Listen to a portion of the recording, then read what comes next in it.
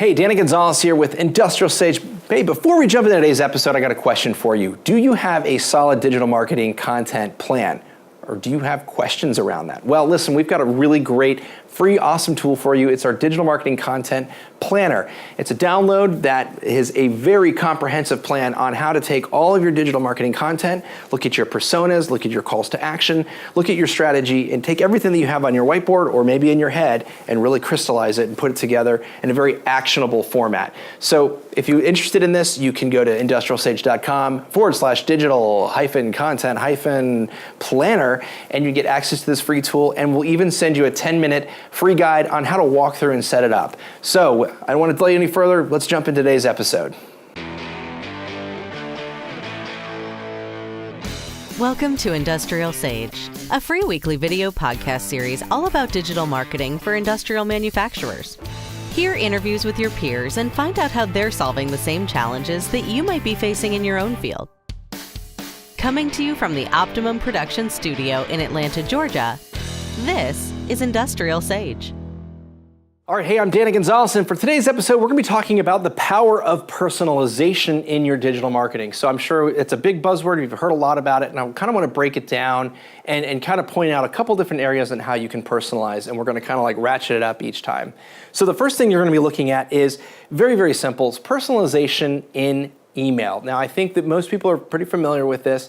When you send out an email to prospects, instead of just sending something that's just the blanket thing to everybody, using something like what you'd call merge tags, let's say in MailChimp, for example, where you can send an email saying, hey, Joe, or hey, Danny, you can put a little code in there that will basically pull in their first name or any other information you want from them to kind of personalize it a little bit more. You see higher click-through rates and opens when you have their name in the subject, for example, or definitely when you're addressing them like, hey, Danny, at the very beginning, and then maybe other areas throughout the email. So other areas that you can consider personalizing would be pulling in their company name, their industry, or different things like that, what we're basically trained to do now is that I think everyone's pretty much looking at email as a lot of spam, like you might do with your direct mail that comes in. Pretty much for the most part, how much of that are you actually looking at? Most of it you take it and you're just kind of like, eh. Same thing is happening with email. So the more personalized we can be, the more we can say this is kind of made for you, the better.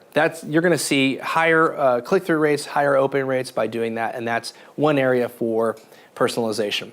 The other area is what we'd call maybe smart content or dynamic content on landing pages. So what is that? So let's say, for example, you have a product that you're targeting power gen and you're targeting aerospace, two totally different segments, but you've got the same product that applies to both of them. Now, the different reasons why they're going to buy your product, they have different challenges. Aerospace, for example, has got one set and power gen's got another.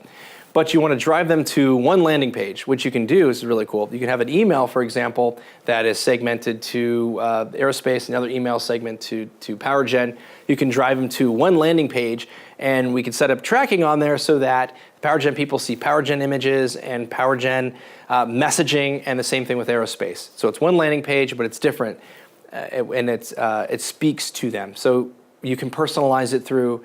You could have their name on there if you wanted, like, hey, Jim Bob, this is for you, Jim Bob.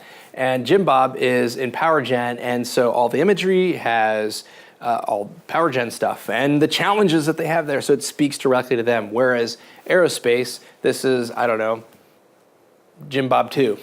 Jim Bob 2 has airplanes and the manufacturing on and those challenges they have there. So you're going to be able to see a lot higher conversion rates and click-through rates with that, because they're going to say, hey, this is speaking to me. And so one of the values of having that is being able to set up one landing page and one URL, but it basically can change dynamically depending on who is coming there. So you can set that up, and it's a little bit easier way to be able to track and measure and not have to set up all these different domains and different things like that. So again, we're seeing really good results with that. And the last area is actually, it's a really neat thing. It's pretty new, and it's actually personalization inside video. So let's say, for example, everyone's familiar with direct mail, and you get a mail in or a mailer in your mailbox, and it has your name in there and everything, and it's called variable data printing, and we've seen it for years.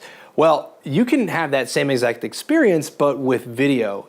And what's really cool is you can pull in any kind of data from an Excel spreadsheet. So for example, let's say you have your name in there and the company name, and you can weave a whole story around what you're communicating. So for example, at Optimum, we've done a couple of these with like birthdays, for example. So you can send out a birthday message, and it's a great touch point to a client or a prospect.